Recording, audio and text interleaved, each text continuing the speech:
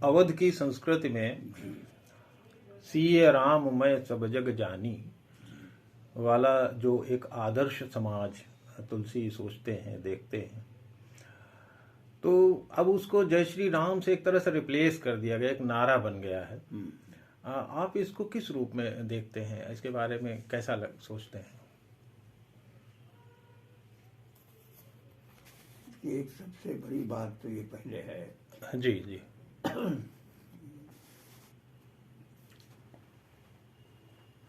ये सिया राम मैं सब जग जानी और करऊं प्रणाम जोई रूपानी। जी ये विश्व बंधुत्व का और मनुष्य कितने व्यापक स्तर पर कितनी ऊंचाई पर सोच सकता है, जी इसका परिणाम है। जी ये जिस तरह से जो सर्वशक्तिमान है, ब्रह्म है, जी, वो जगत का ही रूप है। जगत कुछ बचा नहीं है उसके व्यक्तित्व से, अलग नहीं है, सर्वत्र है वो। जी जी, बिल्कुल। तो उसी तरीके से संसार में जो कुछ है, जितने प्राणी हैं, चराचर, वे सब समान हैं, सब एक हैं, कोई अंतर उनमें आपस में नहीं है किसी तरह से। तो पहली बात तो ये भावना उच्चतम भावना है, उच्चतम मानवीय भावना है। दूसरी बात इसमें आप देखेंगे कि सिया राम में और जय श्री राम में सबसे बड़ा अंतर ये है कि जय श्री राम में सिया नहीं है। जी जी, तो ये आप चाहे इसे मानवीय भावना कहिए, चाहे इसे आप आधुनिक भावना कहिए, चाहे 21वीं शताब्दी के संसार के चिंतन की एक सांस्कृतिक जो रूप है उसकी बात कहिए, जी, वो विकलांग है, आधा है। तो बिल्कुल बिल्कुल, कि बल्कि मुझे याद आ रहा है कि मैं इसमें मैं राजनीति की बात नहीं करना चाहता, जी इसे मुख्य रूप से सांस्कृतिक बात है। जी, लेकिन अभी कुछ दिनों पहले स्वयं प्रधानमंत्री नरेंद्र मोदी ने कहा था कि अब आज से श्री राम नहीं सियाराम की बात करनी चाहिए। वो जब रामलला का करने गए थे, बिल्कुल बिल्कुल। तो वो बात भी ये विचित्र बात है कि वो ये बात भी उनकी कम से कम जो समर्थक हैं, जो उनका नाम लेते हैं, उन्होंने नहीं मानी, और अभी भी जय श्री राम की बात करते हैं। जी जी जी जी, और इसमें किसी भी तरीके से दोनों में आपस में कोई संगति नहीं है। जी जी, और चाहे अवध संस्कृति हो, चाहे और कोई जातीय संस्कृति हो, राष्ट्रीय संस्कृति हो, विश्व संस्कृति हो, ठीक बात, वो अगर केवल पुरुष का नाम लेती है या केवल महिला का नाम लेती है तो पूर्ण नहीं कही जा सकती, वो सकल नहीं कहा जा सकती, वो अपने आप में विकल है। जी, इसलिए जी, मैं जी, समझता हूँ कि अपने आप में श्री राम का महत्व है।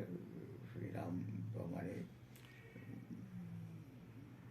इतने बड़े आदर्श हैं, लेकिन ये कि जय श्री राम अधिक सकल है, पूर्ण है, इसलिए मैं समझता हूँ कि जय सिया राम अधिक से पूर्ण है। अच्छा डॉक्टर साहब, इसी तरह से अभी जैसे रामचरितमानस को फिर से विवादित कर रहे हैं कुछ लोग, या कुछ बयान दे देते हैं नेता अपने हिसाब से, तो अब वो अखंड पाठ ऐसा विश्व में कोई दूसरा ग्रंथ तो नहीं है कि जिसका रामचरितमानस सदियों से अखंड पाठ हो रहा हो, तो उसका एक महत्व धार्मिक और साहित्यिक दोनों अलग अलग हो सकते हैं। और मुझे लगता है कि इसके बारे में थोड़ा सा देखिए, सही बात तो ये है कि ये देखिए मध्यकाल में जी, कोई जो आंदोलन हो सकता था या कोई बात जो प्रसारित तो प्रचारित की जा सकती थी, उसका साधन धर्म ही होता था। जी जी आप जिस तरह से आज के समय में जो कोई बात बहुत बड़े पैमाने पर प्रचारित तो प्रसारित की जाएगी, वो अर्थ होगा। कुछ दिन पहले राजनीति थी, आज आर्थिक राजनीति है। जी बिल्कुल बिल्कुल। आप कोई आंदोलन नहीं खड़ा कर सकते जो आर्थिक और राजनीतिक ना हो। जी तो इसलिए ये जो रामचरितमानस है, रामचरितमानस मुख्यतः एक तो धार्मिक काव्य और काव्य है। जी तो किसी कविता को या किसी काव्य को कैसे पढ़ा जाना चाहिए, उसको पढ़ने में दृष्टिकोण क्या होना चाहिए, यह अपने आप में दीक्षा का सवाल है। सवाल है कि पाठक कैसा है। बिल्कुल आप बिल्कुल। कुछ लोगों ने भी, आपको याद होगा, गीता के बारे में ये प्रचार किया कि गीता तो युद्ध काव्य है। जी और ये कहा, किसी ने तो यहाँ तक कह दिया कि गीता जो है आतंक का काव्य है, आतंकवादी काव्य, क्योंकि तस्मात् युद्धस्व भारत, हाँ हाँ ये बिल्कुल। कहा गया। तो अब इस तरीके से गीता से ये अर्थ लेना और गीता की ऐसी व्याख्या करना, ये तो बड़ा अनर्थ करना होगा। अनर्गल जी। तो रामचरितमानस आप किसी महान कृति को या किसी महान सौंदर्य रूप को आप जब खंडित दृष्टि से पढ़ते हैं, एक जिसे आप कहेंगे एक वो भी विकलांग दृष्टि से पढ़ते हैं, जी जी तो अगर आपको राजनीति भी करनी है तो गांधी जी जो राजनीति जैसा की करते थे, यानी उसी तुलसीदास को गांधी जी राम राज्य की प्रेरणा जी रूप में बिल्कुल लेते थे। बिल्कुल बिल्कुल। और उसी तुलसीदास को, उसी रामचरितमानस को आजकल कुछ लोग जो हैं वो एक जाति प्रथा और विवाद खड़ा करने के लिए करते हैं। बिल्कुल तो इससे ये लगता है कि आप जो आदमी पढ़ रहा है, जो आदमी अपनी बात कह रहा है, चाहे तुलसीदास को लेकर कहे, चाहे गीता को लेकर कहे, चाहे कुरान को लेकर कहे, वेद को लेकर कहे, अगर उसकी दृष्टि सीमित है, अगर उसकी दृष्टि खंडित है, तो वो पूरी ठीक अर्थ पर नहीं पहुंच पाएगा। जी और रामचरितमानस एक तो सबसे बड़ी बात है कि एक प्रबंध काव्य है, महाकाव्य है रामचरितमानस। उसमें अनेक पात्र हैं, अनेक स्थितियां हैं जीवन की। जी जी कोई किसी विशिष्ट स्थिति में कोई विशिष्ट पात्र क्या कहता है, उसके अनुसार ही। इसके अनुसार ये बात समझी जाती है और कही जाती है, उसकी व्याख्या की जाती है। जी जी तो इन सब बातों को ध्यान में रख करके अगर आप किसी सौंदर्य रूप को, आप किसी साहित्य रूप को, किसी सांस्कृतिक रूप को अगर आप उचित ढंग से नहीं पढ़ेंगे, नहीं देखेंगे, तो उसमें इस तरीके से रामचरितमानस विवाद को जन्म देने के लिए नहीं लिखा गया है, बल्कि वो तो विवाद को शांत करने के लिए, जैसा कि आपने पहले कहा था, श्री राम में सर्वज्ञानी करुण प्रणाम जो रूपानी चर्च के लिए कहा गया है। बिल्कुल। अच्छा डॉक्टर साहब, एक और आगे चलते हैं कि आपने तो देश को आज़ाद होते हुए देखा होगा और संविधान बनते हुए, लागू होते हुए देखा होगा, फिर 25वीं वर्षगांठ भी देखी और 50वीं वर्षगांठ देखी। आज हम लोग अमृतकाल में चल रहे हैं और कैसे गौरव की अनुभूति हो रही है, थोड़ा सा इस बारे में मैं आपके विचार। जरूर, बहुत आपने, ये बड़ा उचित प्रश्न है। और ये बात करने लगूंगा तो बहुत बात बढ़ जाएगी, इसलिए अपनी बात को जी संक्षेप में यथासंभव कहूँगा मैं। अवश्य। जी जी। देखिए भारतेंद्र जी, मैं भारत के स्वतंत्र होने के 16 साल पहले पैदा हुआ था। निश्चित निश्चित। यानी मैंने पराधीन भारत का 16 साल देखा है।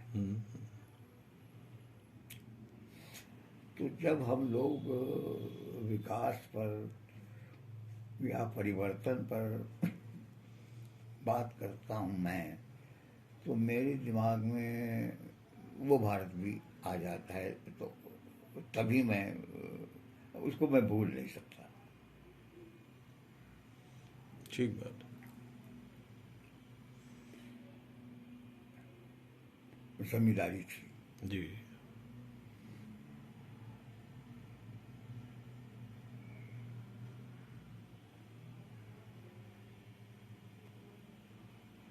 किसी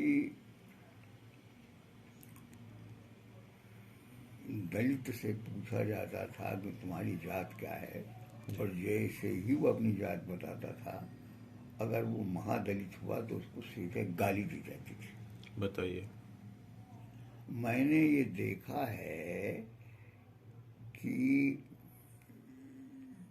जब तेरही या श्राद्ध या कोई विवाह होता था, तो जो जूठन होता था उस पर लोग कैसे टूट पड़ते थे। क्या? ये केवल मैंने यानी मुहावरे में नहीं, मैंने देखा है सचमुच। ये देखा है कि हैजा जब पड़ता था तो वो कहा जाता था कि भवानी देवी ने पूरा गांव लूट लिया, पटरा कर दिया पूरे गांव को, आपस में कहते थे। जी जी। प्लेग और ताउन, ये सब बीमारियां इतने गांव में कोढ़ी होते थे, कोढ़ी। अच्छा, जाति प्रथा का भयंकर रूप, और नारी शिक्षा तो लगभग थी ही नहीं। दहेज, बारात जाती है 3 3 दिन टिका हुआ है।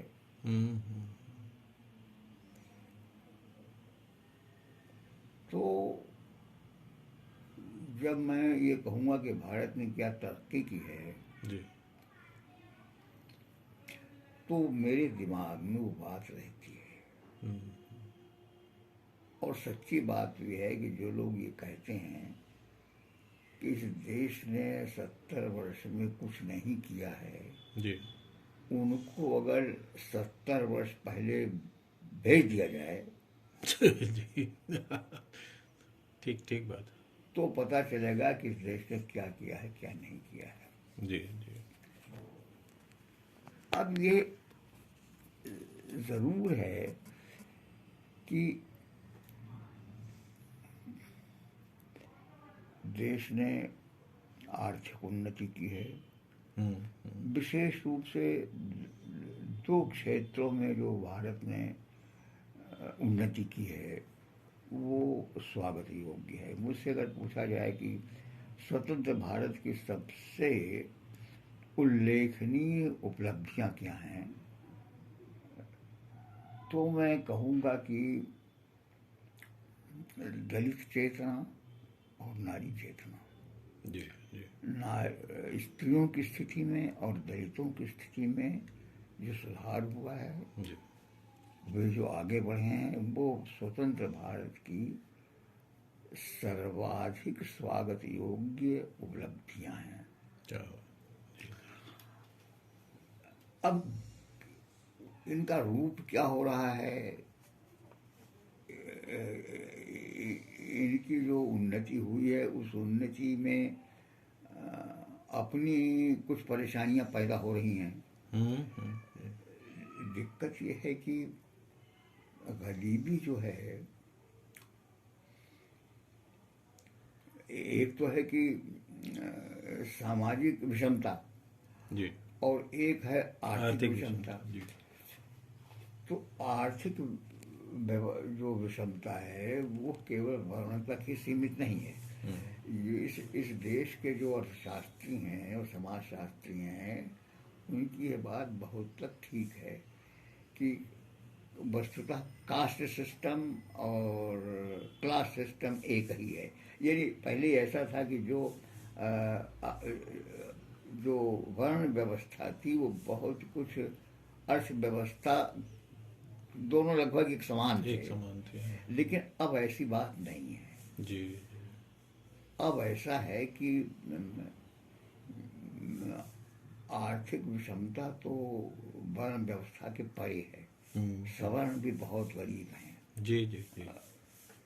उनके यहाँ भी बेरोजगारी है, उनके यहाँ भी कमी है सब चीज़ों की। इसलिए इस समस्या को अब किसी दूसरे रूप में देखना पड़ेगा। केवल इसी रूप में ही देखना पड़ेगा कि हमारी जो वर्णाश्रम व्यवस्था हमने ठीक कर ली, बहुत कुछ तो हमने आर्थिक व्यवस्था भी ठीक कर ली। आर्थिक व्यवस्था सभी की ठीक होनी चाहिए, बिल्कुल। रोजगार सबको मिलना चाहिए।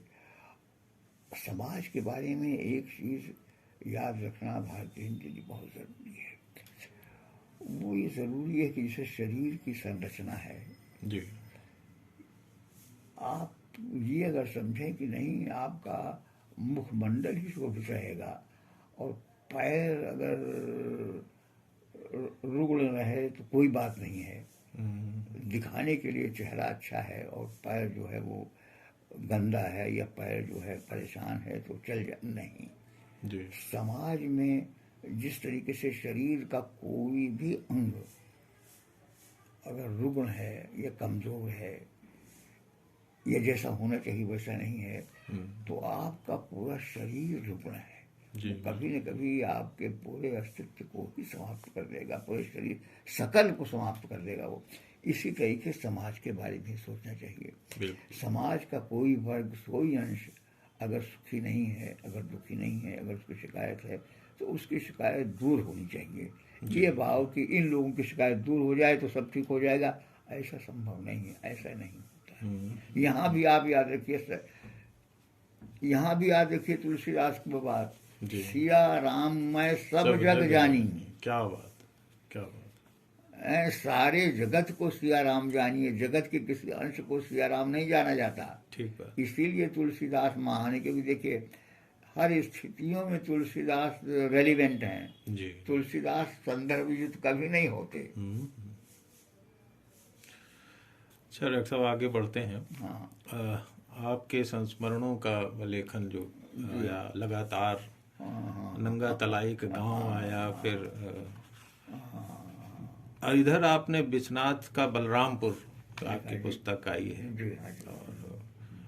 तो संवेदना का जो फैलाव है दोनों में, माने प्रारंभ वाले लेखन इसमें किस तरह से उसको अलग चिन्हित किया जा सकता है?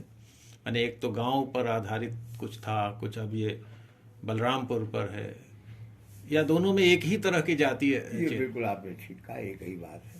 मुख्य रूप से वो अवध का ही है। आप जानते हैं मेरा गांव आप पूर्वी अवध है। जी जी।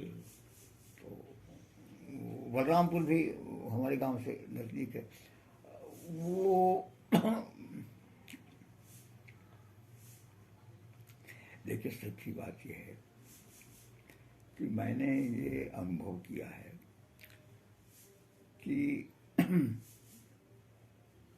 मनुष्य का जो अनुभव होता है अपना, चाहे अदना से अदना आदमी हो, जैसे मैं हूँ, जी। हाँ ठीक है, तो वो अनुभव ही उसकी सबसे बड़ी भावात्मक सिद्धि है, वही सबसे बड़ी उसकी राशि है और वही पूंजी है उसकी। बिल्कुल बिल्कुल। मनुष्य बहुत इस विविधता पूर्ण समाज में रहता है। मैं अपने गांव से स्टेशन जाता था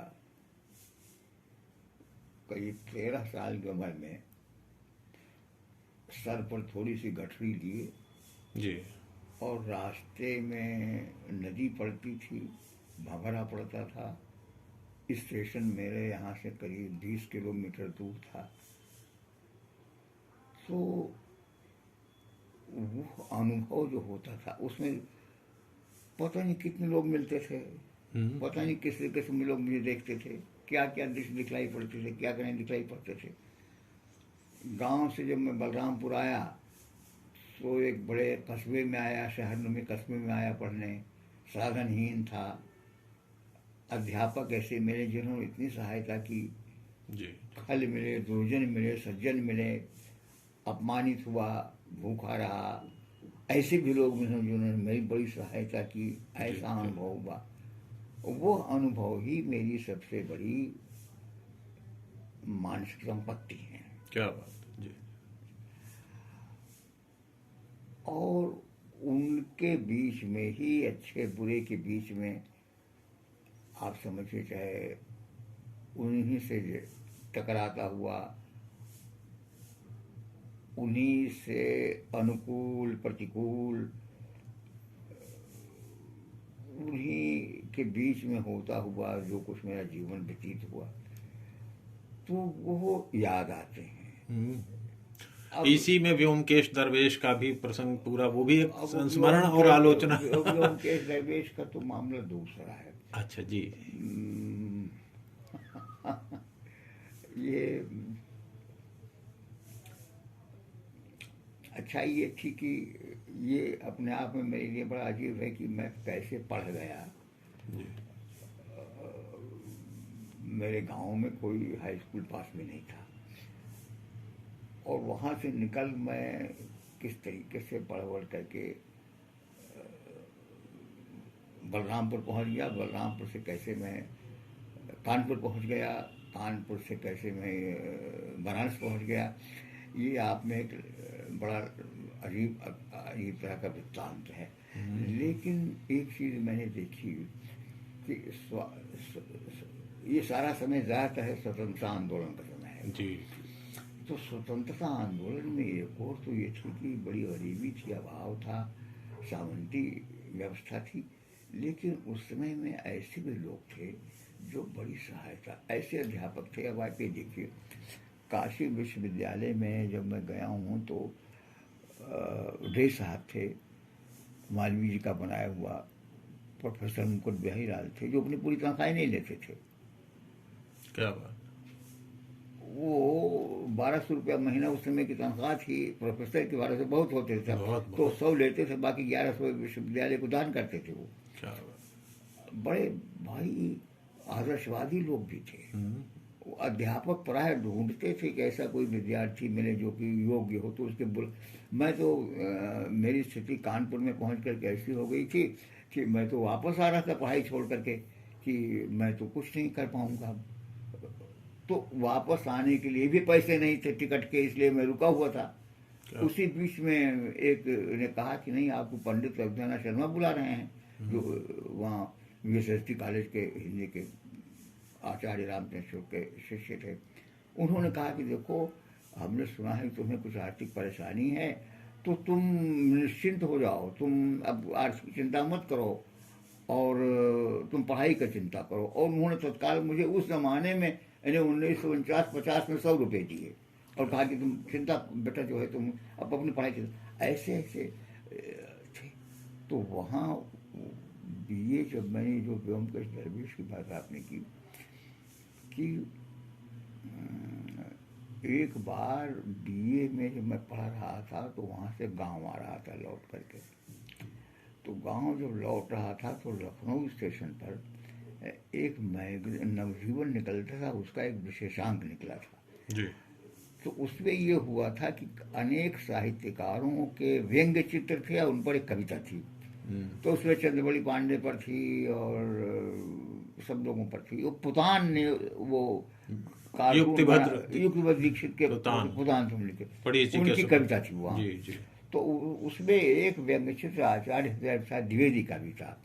तो उनका चित्र बना था और नीचे कविता उन पर लिखी हुई थी। तो ये लिखा था कि बलिया की मोटी मिट्टी ने ये अशोक का फूल उगाया, अचरज क्या जब घोर दार्शनिक रस की चरम मूर्ति बन आया। अपनी कथा अमर कर डाली वाण भट्ट की गाथा गाकर, ज्योतिष से क्या जान लिया था निज भविष्य पर गणित लगाकर। शब्द तुम्हारे बने भावसर, क्या वाक्य तुम्हारे यश के केतन, मन में चिंतन शांति लिए तुम स्वयं बने हो शांति निकेतन। क्या तो उसी साल लखनऊ विश्वविद्यालय से उनको मानद डिलीट मिली थी और ये मेरे मन पर उसका असर पड़ा बहुत ज्यादा। तो जब बीए में मेरा फर्स्ट डिवीज़न नहीं आया सिनेमा देखने के कारण, तो मैं लज्जित हुआ। अध्यापक सोचते थे कि मैं तो टॉप करूंगा विश्वविद्यालय में, तो शर्मा लज्जित होकर के मैं भागा वहाँ से, किसी को मुँह नहीं दिखाया। तो सीधे मैं बनारस गया और वहाँ पंडित रामश्रेष्ठ त्रिपाठी थे कानपुर में, उन्होंने मेरा उनका परिचय कराया। और द्विवेदी जी तो ऐसे थे जैसे जैसे आप कहेंगे कल्प वृक्ष थे। जी। मुझे याद है, मैं ये तो पूरी कथा तो उनकी मैंने अपनी अल्पमति से कहने का प्रयास किया है उसकी के दरवेश में, लेकिन मैं उसकी जो पहली घटना है जाकर के जब मैं उनके दर्शन किए और उनके दर्शन करके जब मैं लौट रहा था चरण स्पर्श करके, तो उन्होंने खुद बुला कर कहा, इधर आओ इधर आओ, तुम बताओ तुमको भूख लगी कि नहीं लगी। पहले दर्शन में उन्होंने मेरे भूख की चिंता की। मैं चकित रह गया कि संसार में ऐसा भी कोई व्यक्ति हो सकता है, ना कोई। तो फिर पंडित जी ने, यानी उनके जैसे कहा जाता है कि जो सत्संग होता है, सदगुरु होते हैं, सचमुच वैसे थे। यहाँ मैं जितना कह सकना चाहिए उतना नहीं कह सकता उनके बारे में, वो सामर्थ्य मुझे नहीं है। लेकिन पंडित जी ने, और मेरे लिए नहीं, उनके शिष्यों का एक ज्योतिष मंडली है, नामूल जी हैं, शिवप्रसाद जी है, केदारनाथ सिंह हैं, रामदास मिश्र हैं, तो पूरे देश में उनके शिष्य फैले हुए हैं। तो वहाँ फिर जब मैं यहाँ दिल्ली आया तो रह रह करके मुझे पंडित जी की याद आती थी, और ये लगता था मुझे कि मुझे लिखना चाहिए पंडित जी के जीवन के बारे में। जितना मैं जो अभी भी जानता हूँ, तब भी मैं जानता था कि मुझ में क्षमता नहीं है, लेकिन बिना लिखे मैं रह नहीं सकता था। इसलिए नहीं, बहुत अच्छा लिखा है मैंने, जैसा है वैसा लिखा है मैंने। जी। लोगों ने सम्मान किया उसका, उसके बारे में। अच्छा डॉक्टर साहब, आपके किस्सा गोई के किस्से भी चल रहे हैं। एक तरफ ये जो कभियन की वार्ता है, हाँ। तो लगातार ये धारावाहिक चल रहा है, तो घाव करें गंभीर की तरह छोटा होता है, लेकिन वो कबियर की वार्ता गए हुआ कि अरे आप तो जानते हैं स्वयं ही बतकही मंडल जो हमारा है, अड्डेबाजी का कुछ इससे है। अरे पूरे सभी लोग जान जाए तो उसमें कुछ दिक्कत है नहीं है। भाई आप तो उसके सचिव हैं। अरे नहीं। और यद्यप उसके रक्षा मंत्री तो किसी समय में हम रमेश आजाद को कहते थे, और कथा देश के संपादक हरिनारायण जी तो उसके जी जी जी, जी। कौन सा पद उनको दिया जाए, वो तो पद से ऊपर हैं सबसे, संचालक समझिए उनको जी। तो हुआ ये कि देखिए, इतिहास जो है, एक तो वो इतिहास होता है जो लिखित डॉक्यूमेंटेड है जी, जिसका कहा जाता है कि भाई ये तो प्रामाणिक है, जो शिलालेख हैं, साहित्य हैं और अवशेष हैं जिनका सत्यापन हो सकता है, जो लगता है कि ठीक है जी। लेकिन एक इतिहास का वो रूप भी होता है जो जनता अपने आप अपनी भावना के अनुकूल गढ़ती है, जो किंवदंतियां होती हैं, जो मिथ होते हैं जी। तो ये जो जिसे वार्ता कहते हैं आप, ये जानते होंगे लोग कि जो 252 वैष्णव की वार्ता, 84 वैष्णव की वार्ता है, वो हिंदी आचार्य रामचंद्र शुक्ल ने उसे हिंदी साहित्य के इतिहास की आधारभूत सामग्री माना है। निश्चित रूप से जी। ये प्रमाणीकृत तो नहीं होते, इनमें भावनाएं ऊंची उड़ान लेता है, तथ्य और कल्पना का अद्भुत सम्मिश्रण होता है इसमें। हम्म, लेकिन इनमें मेरे विचार से हम्म, इतिहास का बहुत कुछ वास्तविक ही समाया रहता है। हम्म, जैसे ये कहते आप हैं कि स्वतंत्रता आंदोलन के दिनों में गांधी जी जब आए तो गांव में प्रचलित था कि भाई अरे इस बार तो नीम के पेड़ में कपास के फूल आ गए। अच्छा। अच्छा, तो अब नीम के पेड़ में कपास के फूल नहीं आए, जी। लेकिन यह जो चरखा था, ये जो चरखा चलाना था, हम्म, ये जो सूत का, इसका प्रभाव कितना था ये चारों ओर। एक रूपक के माध्यम से। ये कहा कि जवाहरलाल नेहरू के जो कपड़े हैं वो तो पेरिस में धुलते थे। तो अब ये सच तो नहीं, नेहरू जी ने खुद कई बार कहा है कि ये तो मेरे बारे में सब फैलाया गया है, लेकिन इससे ये पता चलता है कि वो कितने अमीर थे, वो कितने शान से रहते थे, ठाट बाट से, लेकिन स्वतंत्रता आंदोलनकार वो जेल गए और खादी पहनने लगे। तो क्या बात। इसका जो सार है वो आपको इसमें दिखाई पड़ता है। ठीक बात। तो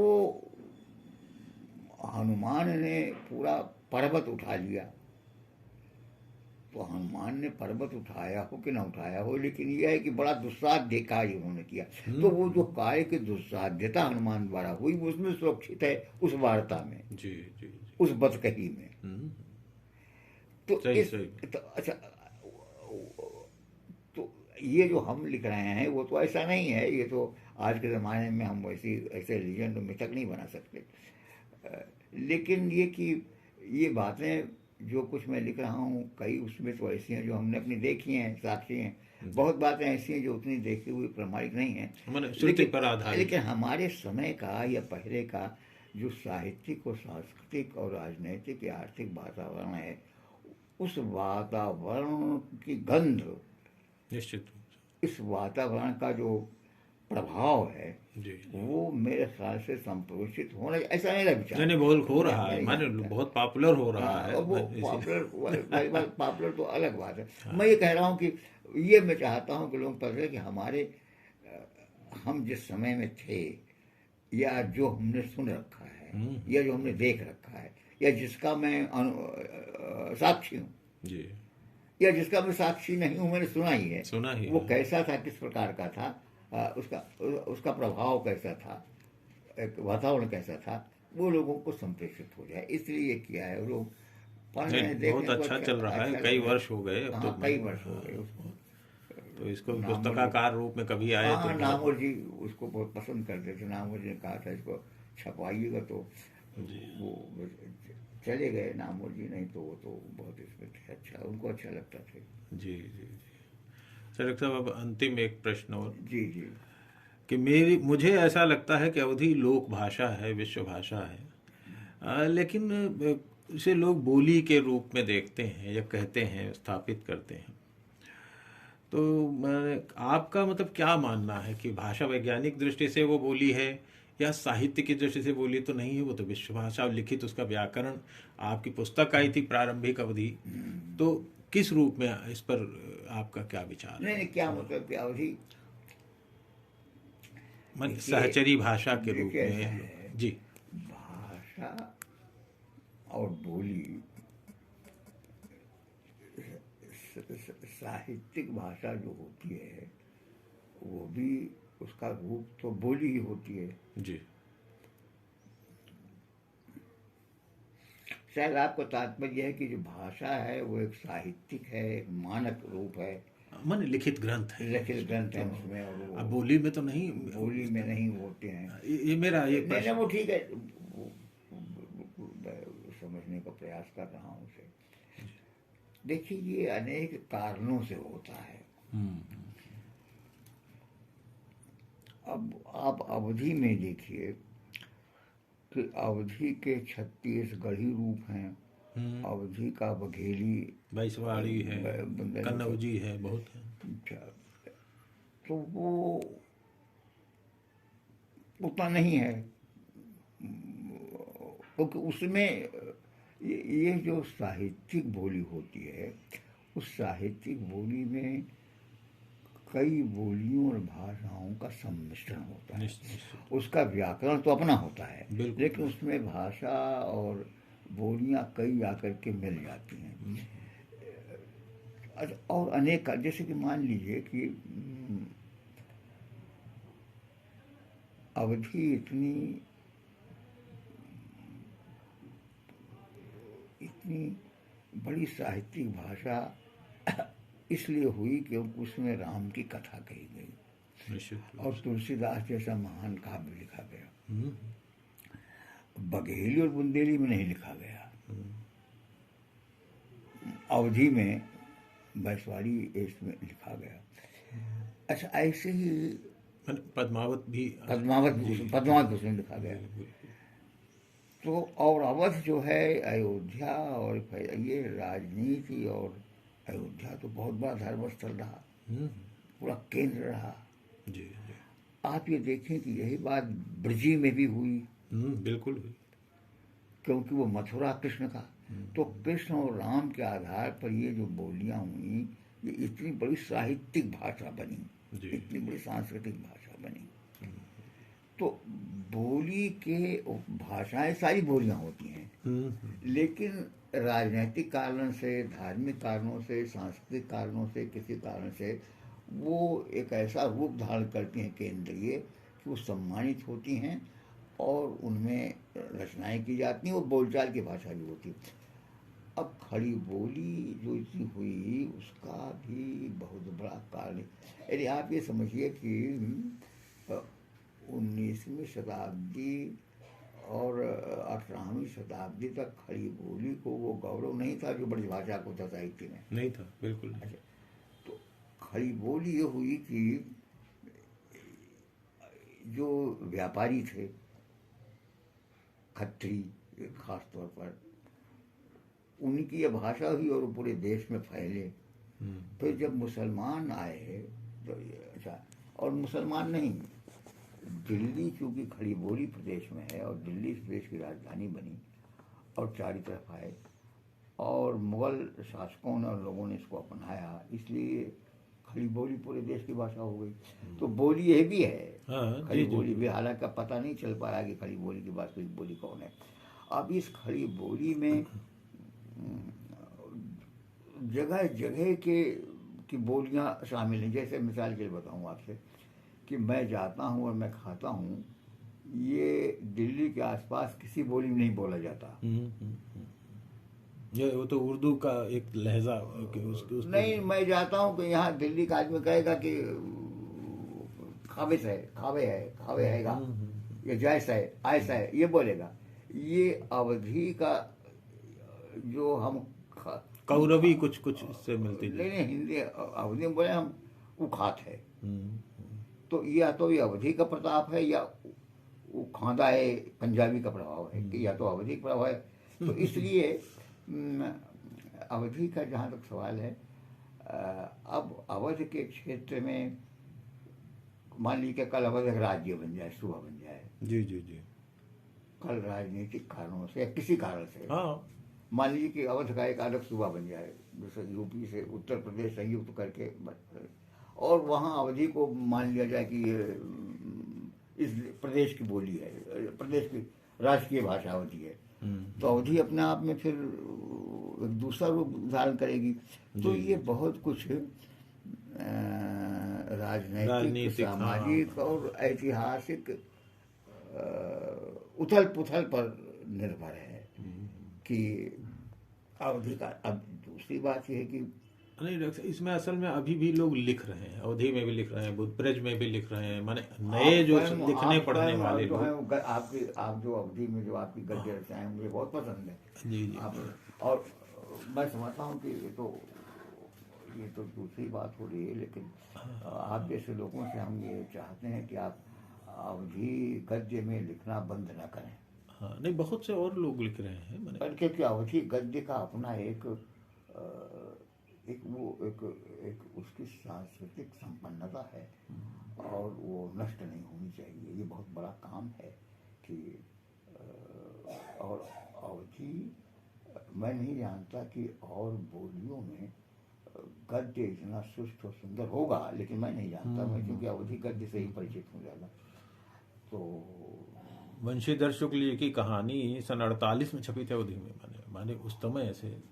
और अब वो है कि चूँकि शिक्षा बढ़ रही है तो शिक्षा के प्रसार से बहुत बातें अच्छी हो रही हैं, लेकिन एक रूप ये भी हो रहा है कि जो अब ये माना जा रहा है कि जो अंग्रेजी बोले वो सुशिक्षित है, जो खड़ी बोली बोले वो सुशिक्षित है। जी तो जी। उससे वो दोनों ओर हो रहा है कि खड़ी बोली में अवधि का प्रवेश हो रहा है और अवधि में खड़ी बोली का प्रवेश हाँ, हो वो रहा तो है। वो तो पारस्परिकता भाषाओं के मिलना जुलना वो तो क्रम चलेगा। आवाजाही। और जो इनके रूप होंगे वो तो इतिहास द्वारा ही निर्दिष्ट